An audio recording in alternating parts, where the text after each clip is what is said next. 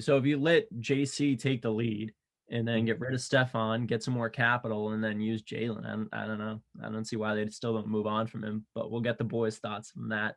Yeah. In a little bit. I don't know why I had to do the weird tiny voice for that, but here we are. Little bits. All right, Drew. Are we going to transition now? We can if you like. I don't know. I have nothing else. I'm good.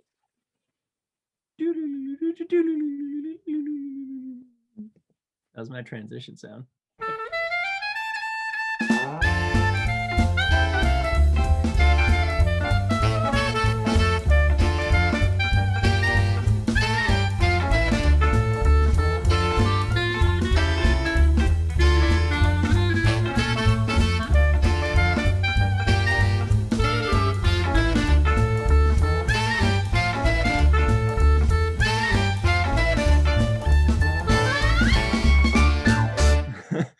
Back from COVID, back from the death, ladies and gentlemen, boys and girls, it's COVID James in quarantine, and I'm joined today by Drew, birthday Irishman Drew. How you doing? I'm good, man. I'm good. No complaints this morning. How you feeling? Oh, dude, like dog shit. We are gonna be splitting this up. We're gonna have Zack and Chris on at a later portion of the episode. We're gonna do some fucking slick editing. Don't even worry about that. And we're going to be talking about the Patriots in the second half. But Drew, we got to dig in, dude. We got some crazy ass free agency. That Monday killed me. Much. I mean, all across the board, I want to talk about it right off the bat, but Aaron Jones going back to the Packers. Yeah, I figured we were going to talk about this one. We'll probably talk about Corey Linsley next too. Yeah, and we should. But I like Aaron Jones. I love Aaron Jones. He was a blast to watch for the 3 years that he was there, and watching him emerge as a superstar was really, really cool as a Packers fan. Something we really haven't had in a running back since Eddie Lacy in his first year or two. But yeah, it was really nice to see a breakout running back, have Jamal Williams, who came into the same draft class and was able to spell him really well and be that number 2 guy and run the committee at least to a degree. But he had a great track record while he was with us, other than some inconsistencies in turnovers and catching, which, I mean, he's middle of the pack when it comes to receiving, maybe a little above average. But he has had some issues with the hands, and I think a running back like James White would have fit a lot better in the system. And to know that he wanted to come play for us and maybe would have signed a cheaper contract only makes it hurt a little bit worse. But look, it's not going to be detrimental, I don't think. I think in the fact that money could have been spent on an offensive lineman or retaining Corey Linsley or something along those lines. It makes them have to fill needs in other ways, a la the draft. But it solidifies a decent rushing attack, and he works in that LaFleur offense. It is what it is. I would have preferred it not happen, but here we are. That's what I say. So all the time. Let's talk about the effects that rippled off of that, right? Is Jamal Williams is now a Lion. Which the Lions love to do. They love to siphon players from the Packers after their tenure. I actually don't hate that move, though. The combine of like Williams and Swift. I think that's beautiful. Yeah, no, I think it kind of gives them a little bit of a replacement for 33-year-old Adrian Peterson or whatever. It kind of the same running style. He's a tough runner. He, head down, go through people. I love Jamal Williams. The energy that he brings to a team is fantastic. I think he'll really be kind of starting to change a little bit of the culture in Detroit as well. I think he's an electric locker room guy. So great move for Detroit. I can't see an issue with that at all. Like you said, having DeAndre Swift and Jamal Williams after what Jamal Williams was able to do backing up Aaron Jones, I think that's perfect for them. And like I said, that energy, the fun, he'll get that team to gel a little bit better with the new head coach and everything. Mm-hmm. So another effect, I mean, not directly related, but another Packers loss, Corey Linsley, like you said.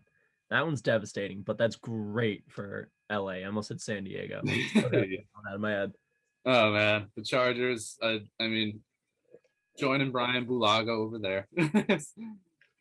They're just taking all of our linemen. But yeah, it's sad. Corey Linsley is, you know, God, it sucks, man. He was a top-rated center last year too. He was.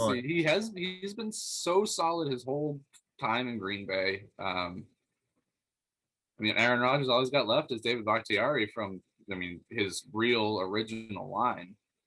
So, which good piece to have, but you need. Yes, if you're going to retain one of those guys, David Bakhtiari is probably a good one to have. Elton Jenkins, I love. Young, provides a lot of versatility with what he can do in the middle of the line. Billy Turner is Billy Turner. I don't even know if he's still there. I think it's. And yeah, other than that, I don't know. We're gonna have to draft people. I want to bring this up to you, right?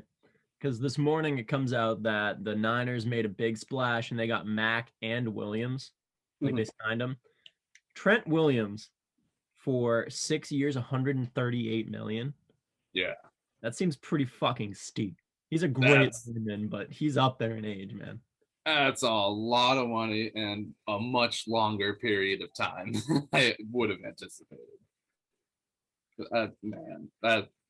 He's going to be 38 years old when that contract runs out. Now, NFL contracts are ridiculous. He's not going to play 6 years in San Francisco. I will tell you that right now.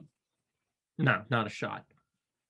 I think this is just they're going to release him after 3 or 4 years, probably. But yeah, there's no way he plays those 38 years old. That's fucking ridiculous. He's an offensive lineman, man. Come on. Who has been beat up with his time in Washington. He was their entire offensive line for a long time. For a long time.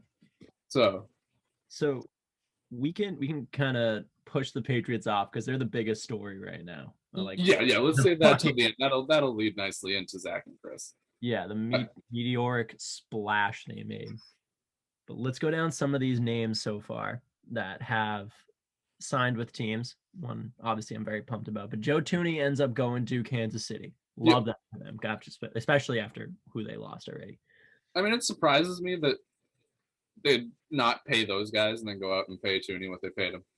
But, it's whatever. It works. It's definitely a solid replacement. Jason Verrett signing the 1 year 5.5. Like that a lot. And that's in San Francisco still, re-signing. He's been great. He's just been injured. So if he can find some level of healthy consistency. Yeah, I mean, that's really the key for Verrett is just being on the field. I mean, we've heard it said a million times, the best ability is availability. So. Oh, yeah. Pumped for me to say this, but John Johnson, I always want to add a T to his name, but John Johnson is a Brown now, which solves a huge issue. Fills a massive gap. Yes. Oh, dude, that is a huge pickup. That's just going to bolster what was an emerging defense. They had their times last year where they shined pretty bright. This is just going to help them be consistently good. I know. I'm very pumped about that. Yannick Ngakoue signs with the Raiders. I think that's a good signing for them. I think I highly agree. That give Max Crosby some help. Yeah. It'll generate a good pass rush for them. I think that'll make their defense a little more intimidating. That should bolster the secondary a little bit and, reducing their coverage time because that's where they got beat a lot of times was on those extended plays. So I think that really opens up the defense. I think another piece or two and they'll be competitive because they were not last year. But now you got about 1.5 million questions to answer on offense after getting rid of your entire offensive line and all of your weapons. Yeah, it's just going to be Derek Carr and Josh Jacobs and nothing else. I guess fuck Darren Waller, but and Darren Waller. Right. Yeah, no, I don't get that, but here we are. John Brown also going over to the Raiders too. But you can't throw them the ball if he doesn't have fucking time. Right. They're going to have to go. Didn't they get an offensive lineman? I thought they signed somebody. They did, and I can't remember who it is. So I'm just gonna cut this part out because we can't think. But yeah, they have a lot of work to do. They are starting to head in the right direction on defense, but offense, I don't know. Drafty time. Yeah, very clearly draft time. With how great the Raiders have been at drafting lately. Yeah, imagine getting a fucking draft guru like Mike Mayock, whose job has been fucking reading the draft for the past, I don't know, fucking decade, and he sucks. And like 6 first-round picks in the last 3 years after trading Khalil Mack and just hitting on virtually none of them other than Josh Jacobs. Yeah, and even Josh Jacobs is like, it's a hit, but it's not like, whoa. Again, he's just not been on the field consistently enough. You know, Drew, wise man once said best availability is wait. Never mind. You might have said it, but probably not like that. I actually want to imagine him going into a meeting. He's like, the best of it, fuck, and just walks out. Never mind. I'm gone. And then everyone knocks on wood, is John Gruden thing. Jets signed Corey Davis. I'm not shocked there. I like that a lot. Yeah, I think that. Oh, sorry. Go ahead, Drew. Oh, I think that fills a really nice role for them. It's going to give you a veteran receiver on the outside that's going to help whoever you end up with at quarterback to, develop further. He'll be a nice piece to have as a check down or a guy that can stretch the field. Just got to catch the ball. Gotta catch a ball. I honestly thought he was going to be like a cheaper option because, I thought A-Rob was going to be available. Thought he was like a step down, which is a big statement to say, but as far as free agency goes. But 37.5 over 3 is like a pretty big price tag. Yeah, we're talking $12 million a year again, which seems to be a enjoyable number for teams right now. $12 million a year. Everyone's in the 12s. Yeah, but I agree. I think it's a little steep, but I've also heard that the wide receiver market hasn't been as active as we thought it might be. Hearing that guys like Golladay and stuff are asking for 16, 17, 18, $19 million a year, and they're not getting any offers. Right. So I think that if you're valuing Golladay at less than $17 million a year, Corey Davis should be somewhere 9 to 11. I think 12 might be a little much, but yeah, I think that it's not too far out of range. I guess, yeah. It's a little much for what he's done in the NFL. Yeah. For what he has put up numbers-wise, it's a little much. So moving on. Bud Dupree signs with the Titans. Love that. Yes, that is for them. We were talking to Vitaly when our Titans cast. That is huge for their pass rush. Huge. Hope bolster that sack number a little bit. Shaq Barrett goes back to the Bucks. That one's Fuck that. Fuck that the Bucks. Sucks. That's a bastard. Another one I was like pissed to see off the bat was Romeo. I can never say his last name. You know what I'm saying though. Goes back to the Lions though. That one was kind of a bummer.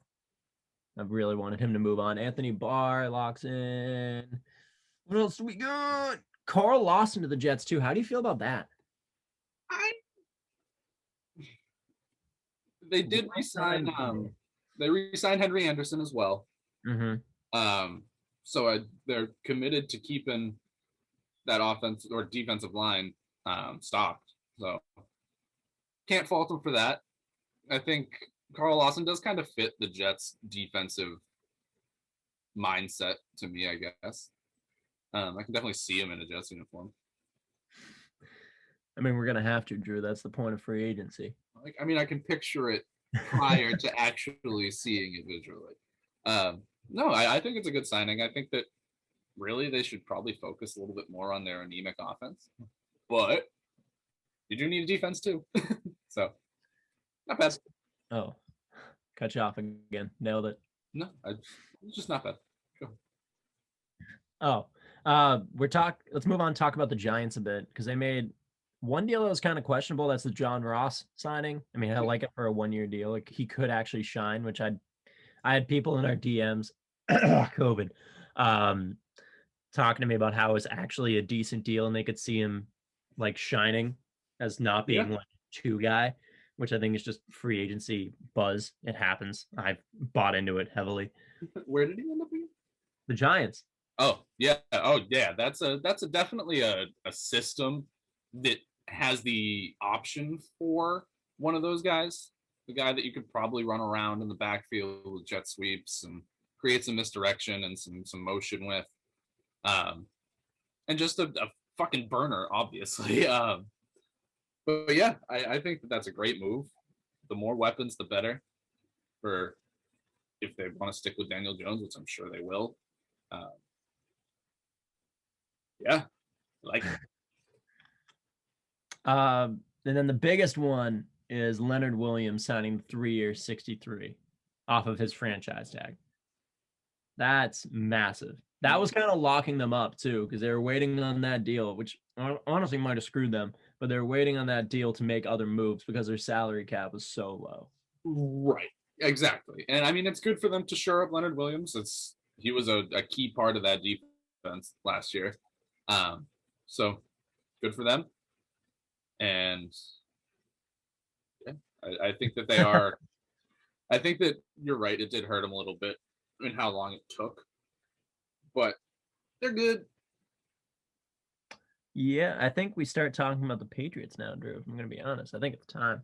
I think we've pretty much covered half of the free agents, which means the rest are Patriots. So. Oh yeah. Hey, Gronk signed with the Bucks. Raise your hand if fuck off. So, Jesus Christ, you ready for this? Yep. Jonnu Smith, Hunter Henry, Kendrick Bourne, Nelson Aguilar, Matthew Judon, Dietrich. No, he resigned. Davon Goodshaw. Bayou ass name. Godshaw? Is that how you say that? I thought it was like Goodshaw. It's just Godshaw. Godshaw. Godshaw. You have to say it like much like I put way too much water boy on that one. It's just one of those words like croissant. You have to say it with like a heavy French accent. Croissant. Gosh. Let's get our thoughts on this before we get into the boys, because we'll cut in a little bit. Yeah. I mean, John is 15 minutes chat. We'll toss it. Yeah. And then we'll do the whole fucking deal with them and let them ramble on. Somehow we did a 15-minute segment with Drew and James, and the rest of the show's an hour and a half. It's gonna happen. The premiere in my oh my god, COVID. The premiere name out of that entire list for me is Jonnu. Yeah, right. I agree. Yeah, with Johnny, you're basically getting a tight end that can play as an X receiver. Like he's gonna stretch the field. He's a burner for a tight end. He can line up in the backfield. He can do whatever. He is arguably one of the most versatile tight ends I've ever seen. Yeah. He can do pretty much anything you need him to do. He provides a solid downfield option. Mm-hmm. I know we were talking about it. I think that he is probably the more valuable player than Hunter Henry, despite rankings and popular opinion. He's been on the field more often. Mm-hmm. I think that is easily the best signing out of that spending spree that they went on Monday. Stimulus hit. Literally, mine hit today. Birthday. Oh fuck, I haven't checked yet. I think my bank's down. That might be why. Yeah, anyway, but no, I think that getting both Jonnu and Hunter Henry was a phenomenal move because it just opens up worlds of options. And God, I hope they work with Cam Newton for endless hours.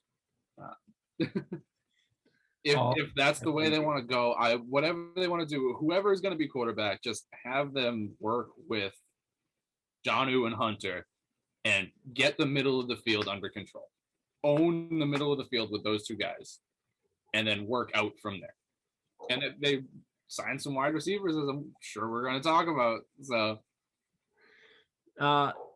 Dude, I gotta say though, I mean, I said this in the chat when we talked about the Jonnu Smiths, like before they even got Hunter Henry. I mean, Cam Newton is notoriously good, which I don't think that makes sense. I think that's actually contradictory, but he's very good with tight ends. I mean, top tier tight ends is like passing his bread and butter. He had Greg Olsen for how many fucking years? And he did some great things with Greg Olsen. He felt comfortable. I feel like that's kind of what a really good tight end does, is it gives you someone that makes you feel comfortable throwing the ball to in a lot of situations in which you really wouldn't be in other cases. Over the middle, into, contact, maybe some tighter windows because, they're a little bit bigger, a little bit stronger. So I think that that's really a key is getting him someone he can trust in just getting the ball near him and he'll make something happen. Because, I mean, his throws are usually somewhere near the receiver. Somewhat.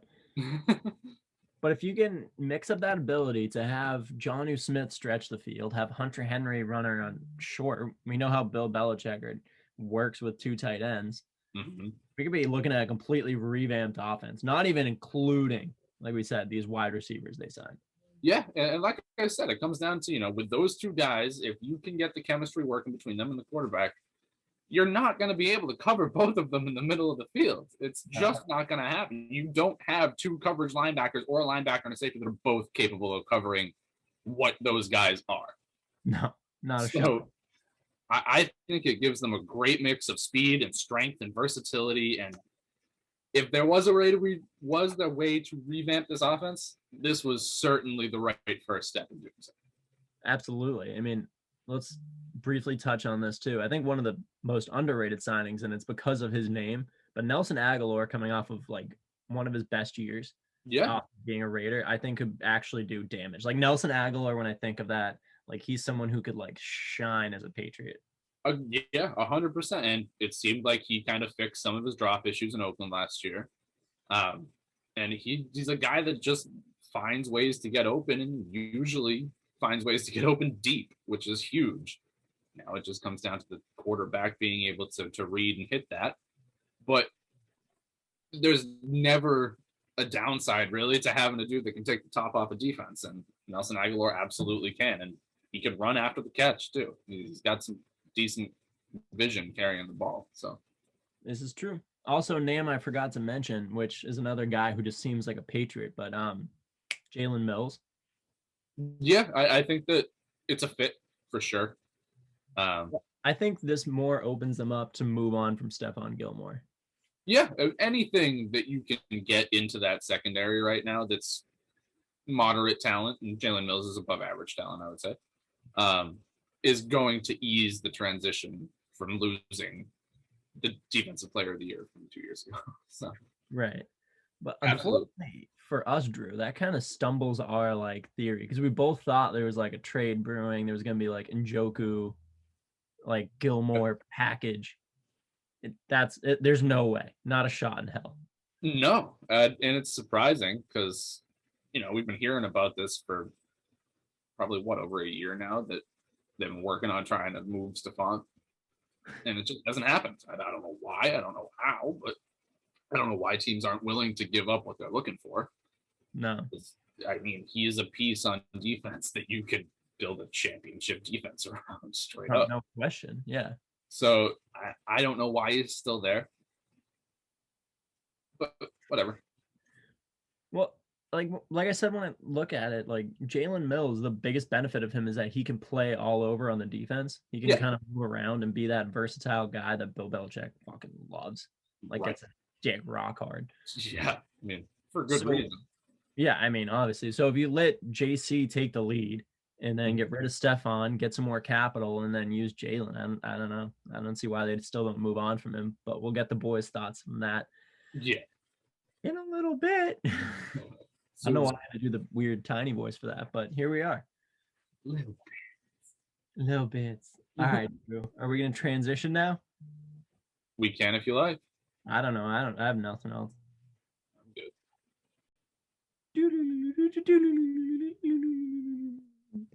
That was my transition sound. Thanks, James. Thanks, Drew. Power of movie magic. It's now Friday. We are here, Chris and Zach. We're doing the Patriots part of the episode. All right, Chris. Obviously, we have a lot going on. I mean, let's just start it off with this. I almost jumped ship. You did more than jump ship. I didn't. I almost jumped ship, but I didn't because I said if they went out and they got weapons for whoever is going to eventually play quarterback, I still don't think it's going to be Cam. But I would stay. I would stay because I want. I don't want to just jump ship after one bad season. But I'm impulsive, so you shoot me. I don't care. Anyways, we have a lot to get to for this our Patriots segment, Chris. I mean, we had a ton. I mean, the Patriots did the most out of any team this offseason, which is, again, crazy because it's never like that. So, and it hasn't even been a full week yet. But I think where we should start is with the timeline when you were jumping ship was right after they re-signed Cam. That's very true. I was like, all right, well, they re-signed Cam. They're clearly not looking for another quarterback, or at least I don't think they're looking for another quarterback. But I'll kind of get to this later in that they retooled their offense, and I think that they're getting ready for something bigger. I think I'm a little excited. I think something a little bigger. Maybe not. But point being is this is before any of what we're about to talk about. The first thing the Patriots did was re-sign Cam. And if you're me and Zach, who obviously supports the Patriots, I clearly wasn't the biggest fan of Cam Newton, especially with the way he was last year. I'm pissed. I want him off the fucking team. I don't want him back. And the only thing the Pats do to start is re-sign Cam. Right. Well, I mean, obviously, we knew more was coming. Mm-hmm. Awkward. I hit the wrong button. I want to go to. We didn't know what was coming though. Right. No, I know. I mean, I'm now on the screen where I can see just you, so it's going to be so much better. So I saw myself. I'm like, oh God, what the hell? I look like I'm working, which I am. But I mean, well, yeah, the first move you do is lock down a quarterback that threw 8 passing touchdowns for you last year. I mean, it looked asinine. 10 interceptions. But yeah, okay, right. But sitting down, thinking about it, looking at the big picture. I mean, obviously, looking at what Belichick has done now, seeing all the weapons he brought in, obviously we're going to get to these guys, but Jonnu Smith, Hunter Henry, all the weapons that he brought in, retooling his offensive line, he's getting ready for something bigger, whether it's drafting a quarterback higher than we're used to seeing, or, going out and trading for a quarterback. I don't know what he's going to do. I still don't think Cam Newton's the answer. And I know you agree with me, but I mean, I don't think he's the answer even this season, because if you really think about it, on the surface, his deal is 1 year, $14 million, but the $14 million is all incentives. His base $9 salary million incentives. Right. His base salary is only like $4 million. So I mean, that's really backup quarterback money. And again, backup quarterback money. If Cam Newton's your backup, that's really not that bad. You can put him in a game, and I'd say he'd win you 3 or 4 games. I mean, they were 7-9 last year, and they had no Julian Edelman, they had no tight end at all ever. None of them played good at all. So, but let's get to who they re-signed. Obviously, we started with Cam. I guess I would say there was even a surprise re-signing. I mean, I was honestly surprised that they re-signed David Andrews. Mm-hmm. So I mean, obviously, I'll go down the list here and do our re-signs, and I'll give you my quick rundown. So they re-signed David Andrews, they re-signed Nick Folk, Cody Davis, Carl Davis, Dietrich Wise, which I thought that's a good move there. Their special teams, Justin Bethel. So him and Matthew Slater are probably the 2 best special teamers in the league, which is great. Mm-hmm. Obviously Cam Newton. So, but I was very surprised to see David Andrews return because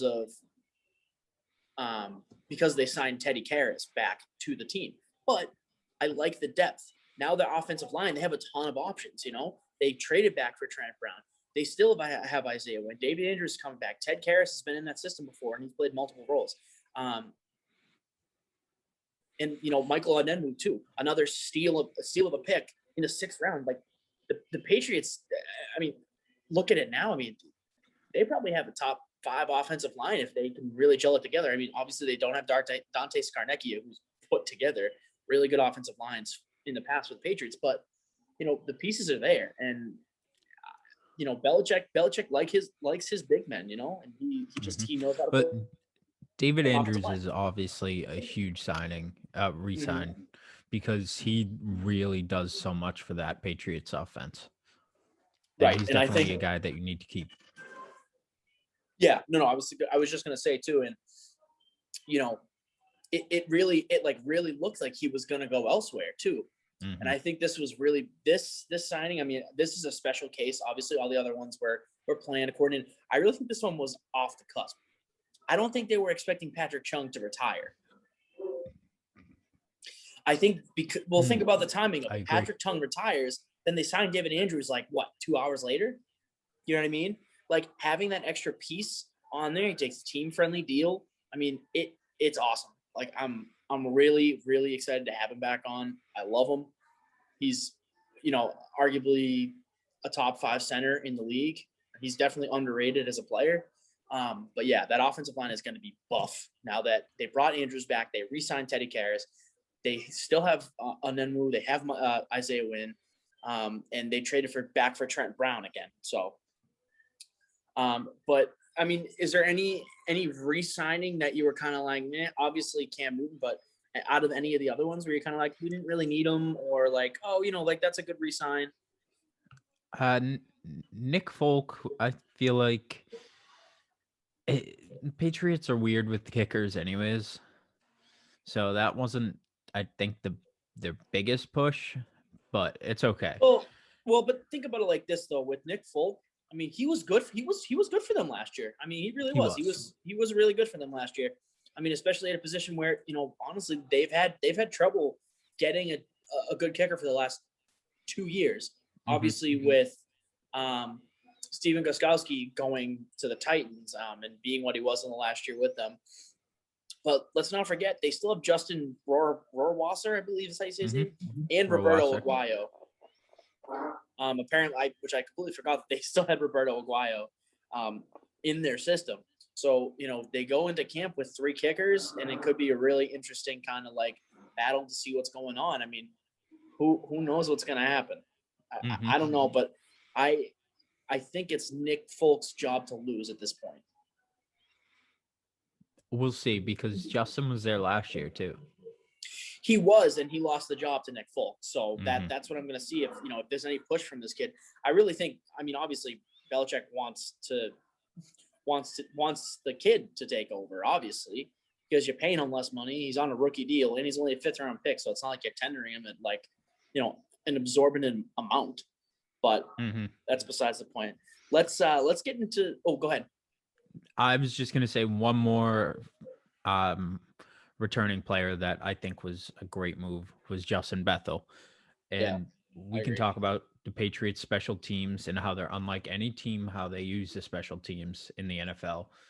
But him and Slater alongside each other on that special teams is just something that you got to keep together if you can. Yeah, no, I agree. No, 100% agree with you. I mean, they've had the best special teams in the league, honestly, for like the past 20 years. And the fact that they, could sign a guy like Justin Bethel from the Ravens for a good deal. Belichick, loves his special teams players. They're going to keep a roster spot for them because, really, like, the Patriots have made it their bread and butter to really flip the field with special teams. And that's what's amazing, too, is – sorry to cut you off.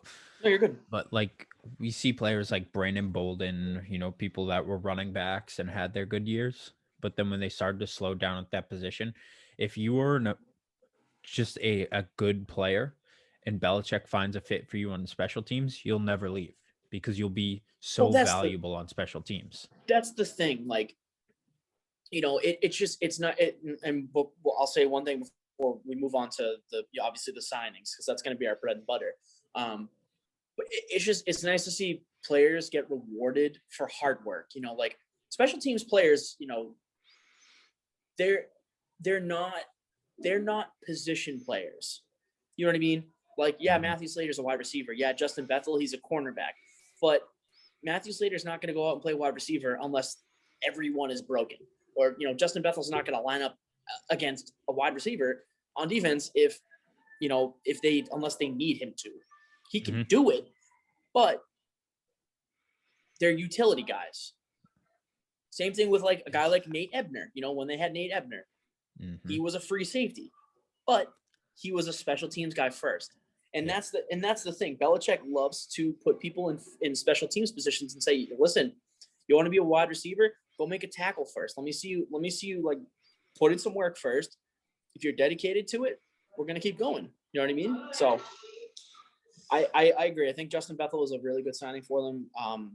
They have two really good gunners in Matthew Slater and Justin Bethel. So, but let's move on. Let's go to our obviously our free agent signings and or trades. Do you want to start with the tender real quick?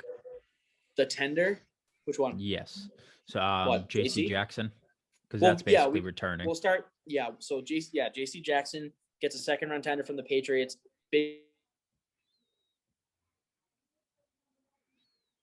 It's like I believe it's like $3 million. Other teams have a chance to match that, to offer him a contract. The Patriots can then match that. And if they don't, then they get a second round pick in return. So I like the way that he's doing this because,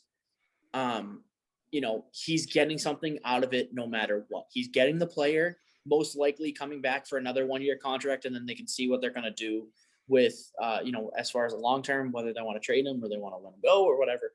But, if another team like really wants him, the Patriots like, nah, sorry, they're going to get a second round pick out of it. So it's a very good utilization of that. Well, plus with what Jackson has done over the last few years, and you see him just get better and better and better for the Patriots defense. When you put that tender on him, you're basically saying we know his value. Right. So if he's going to go on, one, we don't want him to go. Two, if he's going to go on our terms, and we need something in return.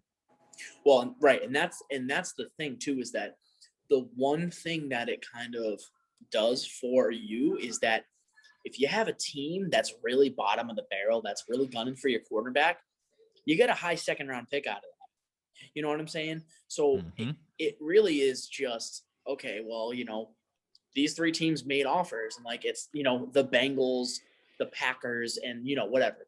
Obviously the Bengals are going to have a better second round pick. And if they outbid the Packers and the Patriots don't want to match that, then they get a high second round pick out of that. So I love the idea of it.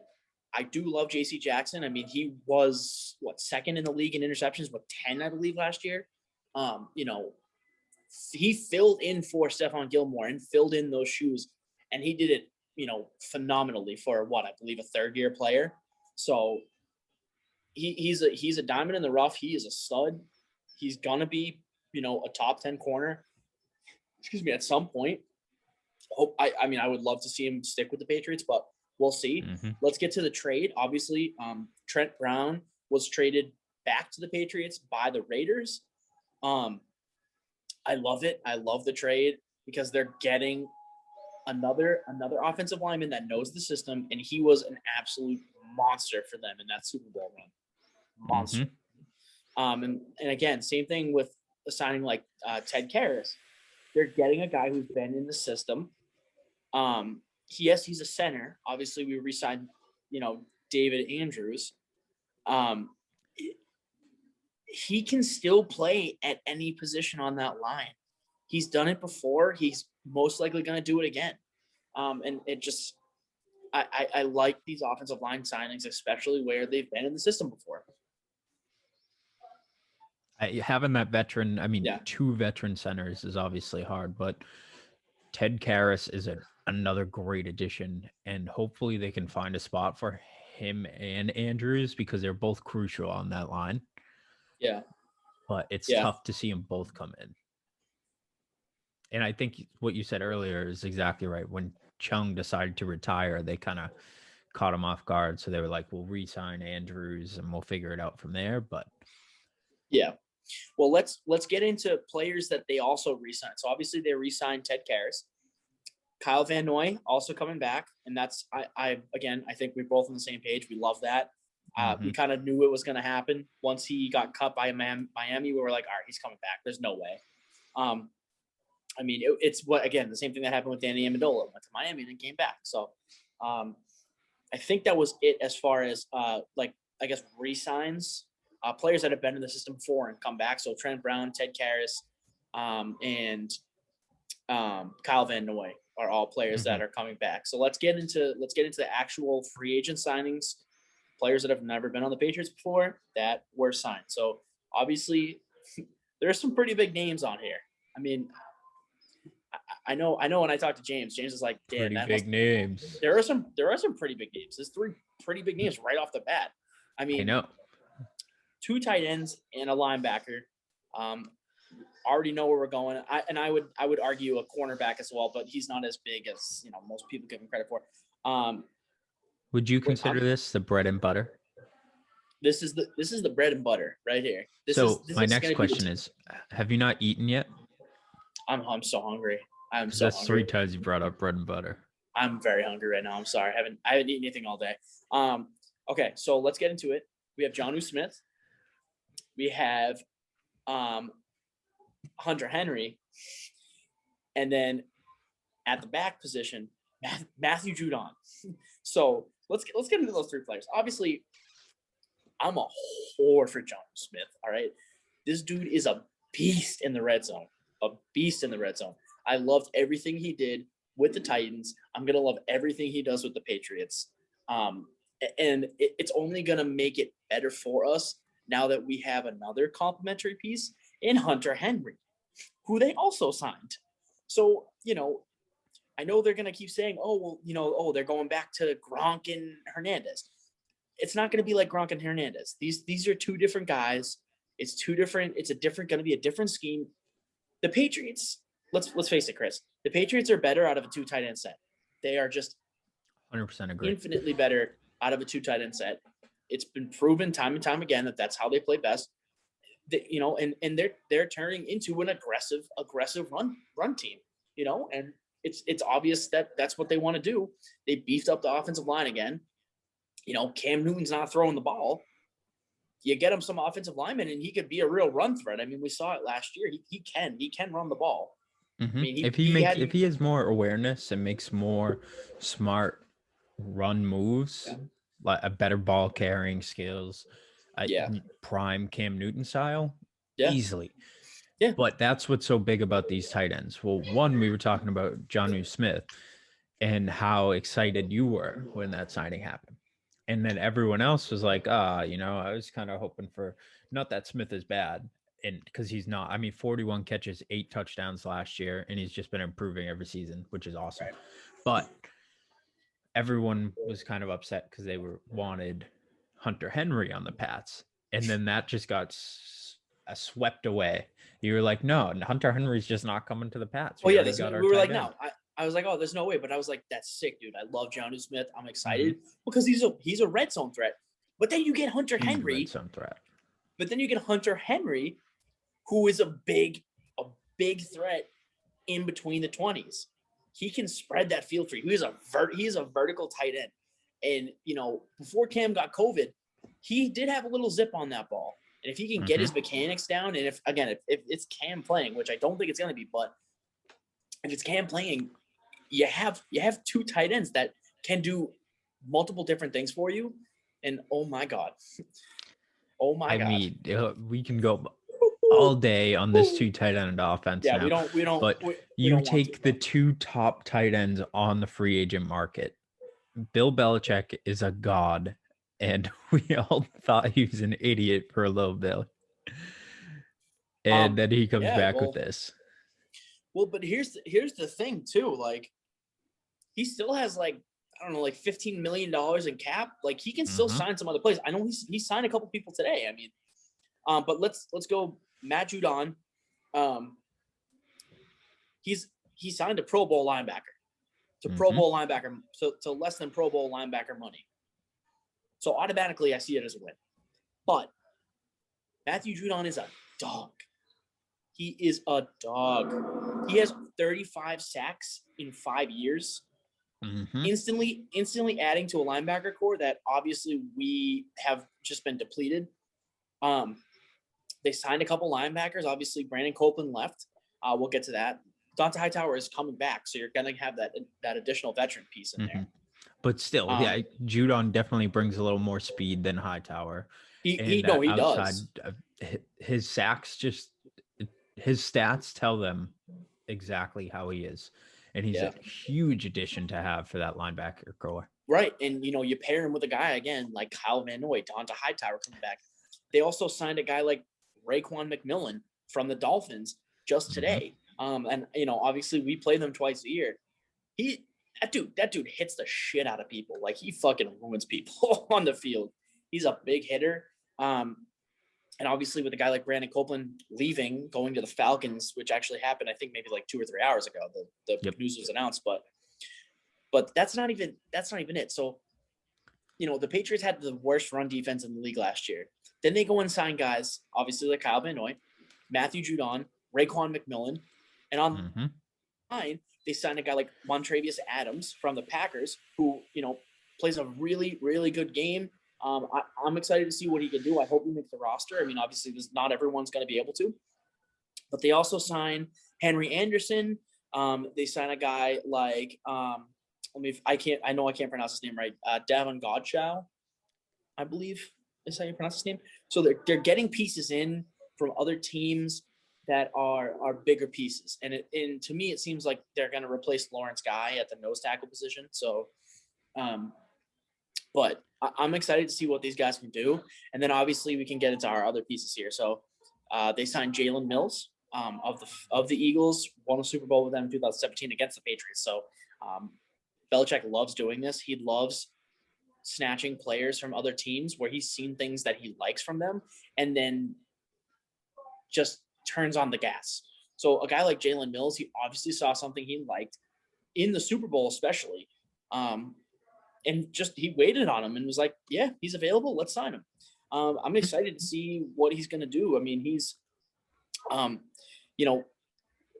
of those guys, again, that's played multiple positions for the Eagles. He played a good amount of safety, I believe, for the Eagles, obviously with Malcolm Jenkins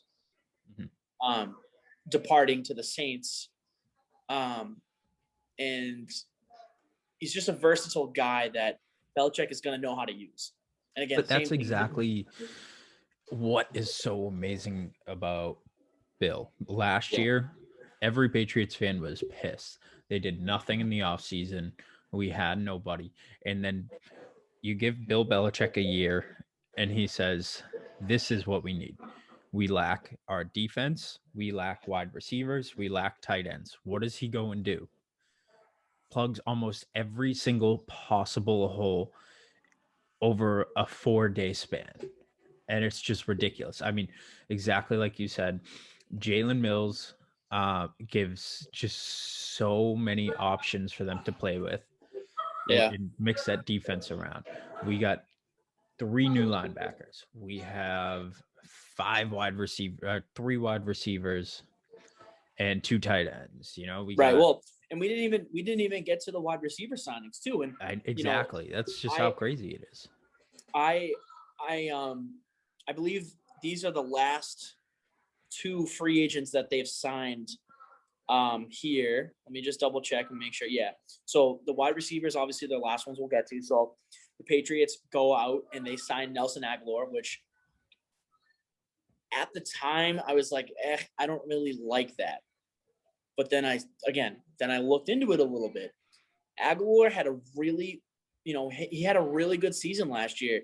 He's worked on obviously the biggest thing with Nelson Aguilar is the dropping. He's worked on his drops. He had 48 catches and 8 touchdowns last year. I mean, very touchdown dependent. But again, that's giving you another threat in the end zone, and it gives you somewhat of the burner speed on the outside. And that's something that the Patriots lack. The Patriots are all about having that inside guy. They don't have the outside guy. I think Nelson Aguilar is going to be a really good fit for that. the guy I was really excited about, excuse me, and when I saw that they were going after him, I was like, please, please, please, is Kendrick Bourne, formerly of the 49ers. He's coming over. He had 50, he had about 49 catches, 670 on the yards, and only 2 touchdowns. But he is a very, very much a gimmick. Not a gimmick. What am I trying to think of? Like a utility belt piece. He's gonna be that guy that'll run the jet sweeps. He's gonna be running. He's a good route runner. And you're getting a good refined player. He's not even 26 yet. I mean, yeah, it's a good signing. Yeah, and I loved the signing. I was like, yeah, I want this kid. He was the 49ers' most consistent receiver last year, obviously with that team just being decimated by injuries and I believe COVID as well hit them pretty hard. Mm-hmm. But with all of those free agent signings, like, you really think about it like this: the Patriots were 7-9 last year, and they signed all of these new players, and we'll get to who they lost. And a lot of the players that they lost, I was like, I don't really need them. But let's get into who they let go or lost in free agency. So obviously we already said Brandon Copeland. Mm-hmm. They traded Ryan Izzo to the Texans, which I didn't see. So I'll have to look into that deal as we go. Patrick Chung retired. They didn't have him last year. Ryan Izzo was non-existent for the Patriots. Bo Allen, they released him. That's fine. He didn't play at all last year anyways. Marquise Lee didn't play last year anyways, so they released him. Adam Butler, they signed. The Dolphins signed. I liked Adam Butler. I liked what he brought to the team, but I think the signings that they made on the defensive line to that front seven is going to be able to make up for that. Obviously, Joe Tooney is a big one that they lost, but I feel good with what they did on the offensive line, especially where they have Michael Onwenu, who's going to plug in that hole. They lost Terrence Brooks. Don't care. That's fine. They have a guy like Jalen Mills who can plug in that spot perfectly fine. And they traded Marcus Cannon, but they got, I believe, a 4th and a 6th round pick out of that, or maybe a 4th and a 5th out of that. 4th, 5th, and 6th. No, I think the deal was different. I thought it was a 4th, 5th, and 6th too, but then I read the deal. I think, yeah. I think it was just a 4th and a 5th, but we'll go into that deal. I don't. It doesn't matter about that. Plus it freed up $7 million in cap space. It right. was something that made sense. Right. The offensive line is not the issue. The offensive line was really good last year. Obviously, with Michael, and again, I'm going to keep bringing up his name because this is really a kid to watch. His PFF grade was like 87 for a rookie, and that's really good. So, again, Marcus Cannon, Joe Tooney, probably the 2 biggest to leave, but we're going to be fine. They're going to be fine on offensive line. And then obviously we have our restricted free agents who haven't signed yet. JC Jackson, which we talked about, he hasn't, nothing's been done yet, but he got tendered for a 2nd round tender. And then I believe the only other person is Jakob Johnson, who signed his exclusive tender. So Jakob Johnson's a fullback. He's coming back. But then we have our unsigned free agents. Nick Folk obviously was signed. But we have players on here, such as Rex Burkhead, James White. That's a big one. Both of them. They got to take one of them. They're most likely going to resign Rex Burkhead. They're probably going to let James White walk, and he's probably going to go to Tampa Bay. Jason McCourty's a free agent. John Simon, Lawrence Guy, who we mentioned earlier, is most likely going to walk. Demir Bird, I could see him re-signing because of that connection with Cam. Shalik Calhoun, who's a linebacker. They'll probably toss him a deal or whatever. The linebacker core is good. Jermaine Illuminor, who he was all right. So, I mean, there you have it. Those are all the moves, all the free agents left, everything about the Patriots. I mean, I guess your overall statement, your overall feeling, Chris, on just what happened in the past 5 days. I mean, we woke up Monday morning and Bill Belichick did not hold off. It was one after another. And I know if you follow us at all, you saw us on Instagram Monday trying to keep up with all these signings. And it was ridiculous. And 3/4 of them for the Pats. Yeah. We were going ballistic. It was amazing. And it just shows that even though they had one bad season, which a 7-9 isn't terrible, the Patriots have just been lucky where we really have awesome seasons our whole, 21 years, 20 years. But don't count the Patriots out ever. I've said it for the longest time, and this is what happens. You give Bill Belichick time to heal and figure out his mistakes and where he needs to work, and he comes back with this. It's just ridiculous. No, I know. I like I said right at the beginning, it's been a crazy ride. 5 days of free agency tampering, and obviously when free agency opened up on Wednesday, all these deals were signed. But adding pieces like Jonnu Smith, like Hunter Henry, like Matthew Judon, those are big boy GM moves. And it's been a long time coming. He hasn't.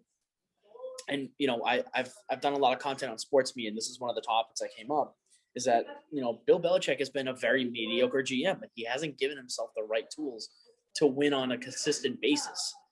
It was apparent last year, at least to a degree, because of the sign, the opt-outs and COVID hitting the team, all that kind of stuff. But I think looking at it now, he sees what? Yeah, it is all me. It's not Brady anymore. I don't have to worry. I don't have to think about Brady and what he wants. And it's what I want for this team, because quite frankly, he's the GM and the coach. He's the greatest coach of all time. He's a mediocre GM at best. We're going to see what he's going to do in the draft. Obviously, now that they have additional picks from trades and stuff like that, I'm very excited to see what he's going to do with this draft. He's going to draft a quarterback.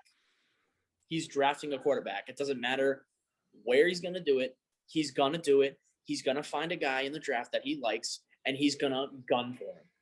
Plain and simple. When you have that many picks, he's got 9 or 10 picks to work with, and, forget about just the original 7 picks that he had. Whatever he traded, the compensatory picks, he got 5, I believe. And then he traded Marcus Cannon and got 2 more picks. So, the Patriots are loaded with picks this year. They bulked up on free agency. They're going to have their picks. They're going to sign their picks. I just really want them to go out at 15 and get a guy that he really likes. I don't want them to fill a position. I want them to get a guy that Belichick really, really likes. And I want him to do that, because I feel like the past couple of years, when they try to fill a wide receiver spot, or the running back, or anything that they need, he doesn't hit, because he's trying to fill a need rather than go for something he wants. I hope he goes for something that he wants. If a guy like Kyle Pitts falls, I want him to take Kyle Pitts. But seeing as though they have two very good tight ends for the next 3 or 4 years, he's most likely going to pass up on Pitts. I could see him taking a guy like Micah Parsons. I would love to have Micah Parsons on this team. He'd be a great addition, especially to a younger guy like Chase Winovich, a guy like Josh Uche. This team is flowing with talent that I'm very excited to see, especially with the development of those linebackers. I really would like to see if they can get one of those top 3 or 4 wide receivers. I mean, not that I want, a guy like Devonta Smith or, a Jalen Waddle, but if they fall, I could see them sticking with the Patriots and being a very good spot for them. They don't need to draft offensive line. I really don't want him to draft a quarterback in the first 2 rounds. I hope he doesn't, but let's just hope he doesn't draft Mac Jones. Please don't give me Mac Jones. This just goes back to, he may be a mediocre GM, but he's shown that he can work on his game. Yeah. he usually just like gets rid of his first round and goes straight to the third or the fourth. And that's totally fine. Sometimes it's worked, sometimes it hasn't. But I think this year shows that he's going to reignite his draft board and change the game. And he's already changed the team. So what else can he add to this team? And I just think it gets better. I think the Patriots can only go up. And again, I'm not a huge Cam Newton fan, but in Cam Newton's defense, last year was COVID. He did not have much training time. He did not have OTAs. He did not have, preseason. All right, that's true. And he's recovering from COVID for over half the season. Yeah. So this season, he goes and fixes what he did wrong. He gets to train with his team. There's a preseason. He gets to work it back in, and he gets to put that effort in. We may see a whole different Cam Newton if he's the starter. Right, if he's a starter. Which, again, I still don't think he's going to be. But we'll see. I mean, are you in panic mode if they start Cam Newton? No. No. Because their defense can hold them right now, and we know that at least Cam can score a couple touchdowns. Right. So here's my question to you. And we'll end it with this here. All right. Talking about all the moves, the potential draft picks, potential drafting that they're going to do, they're still kind of unsure at quarterback. What are your expectations for them this year?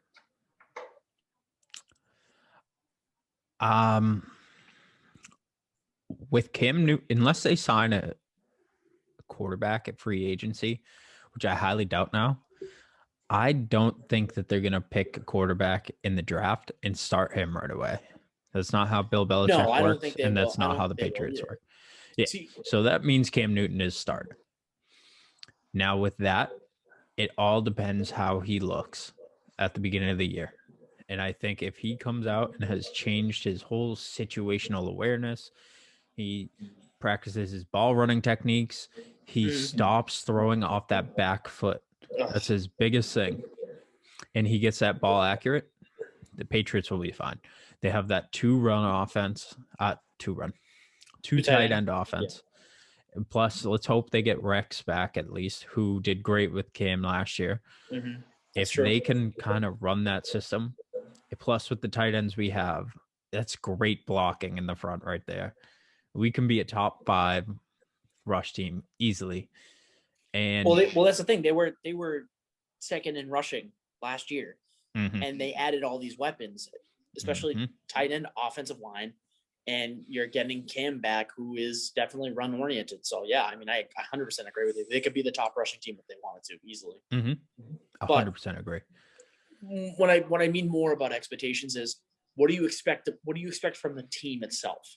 Like, do you expect them to make the playoffs? Do you expect them to win the division? Do you expect them to just be a bottom feeding team? I mean, the Bills still look impressively good. So maybe not division, but they're definitely going to the playoffs.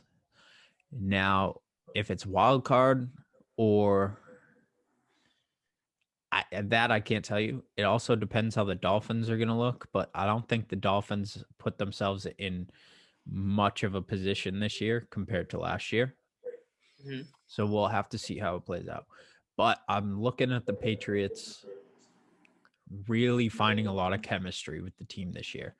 Yeah. And last year was kind of like Tom Brady left. It's like, wow, that guy was our captain. He was our whole team. Yeah, and it would have stung more if he went out and won a Super Bowl in his first year with a new team or whatever. But that didn't happen, obviously. So yeah, of course. He's just not the greatest of all time. Yeah. Fuck, I hate saying that. But anyways, so I think I'll leave you guys with my thoughts here, and then we'll sign off. I'm gonna give you. I think their ceiling is 12-4. I really think that the ceiling team, they could be a 12-4 team. If you get vintage Cam Newton back, and these tight ends produce, and if these tight ends produce, they're not going to rely on their wide receivers as much, which is good. Their running attack is going to be number one. And with all the weapons that they added, their red zone threat is going to be amazing. They're not going to be a bottom rush defensive team anymore because of all the pieces they added. And their secondary is still going to hold. So that's how they make it to 12-4. I think bottom of the barrel, they're 8-8. I think they're, if they, with all of these weapons and stuff like that, if they don't play their potential, I still think they're a 500 team. I think there's too much talent on this team for them to be any worse than they were last year at 7-9. Mm-hmm. So, I mean, that's my thought, but I'm right there with you, except I think my ceiling is 14-2. And I don't see it happening. That's why it's called the ceiling. Yeah. But if they really find this chemistry and with all these signings, if they really find a nice groove, they can steamroll a good portion of the league and a good portion of their schedule. Now, floor, I'm going with 8-8 because I agree. They just have too much.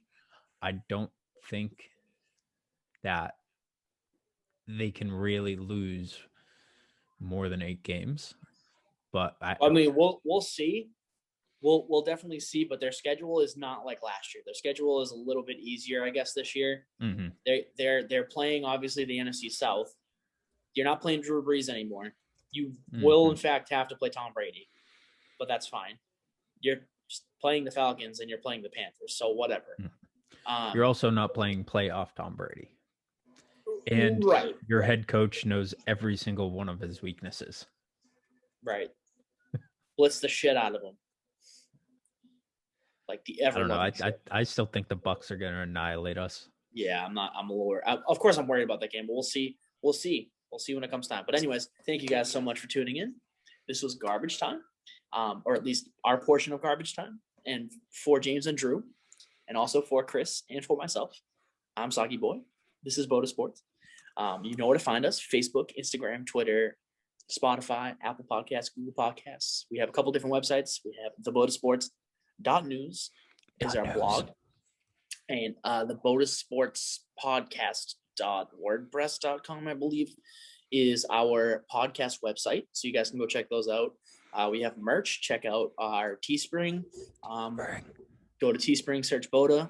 We got tons of different merch. I'm going to be repping all the merch in like 2 weeks when I get it all. What else? Oh yeah, check out our YouTube page. All of our video content's on there. This is where this is going to go, so you can see our beautiful faces. Me looking like a bum coming from work. Chris looks like a typical Boston douchebag. The backwards hat. You're welcome. Love you. All right. Well, that is it. That is it for us for Garbage Time. And we love you all. Stay soggy. Yeah. Thank you for listening, guys. I mean, let's just start it off with this. I almost jumped ship. You did more than jump ship. I did. I almost jumped ship, but I didn't because I said if they went out and they got weapons for whoever is going to eventually play quarterback, I still don't think it's going to be Cam. But I would stay. I would stay because I want. I don't want to just jump ship after one bad season. But I'm impulsive, so you shoot me. I don't care.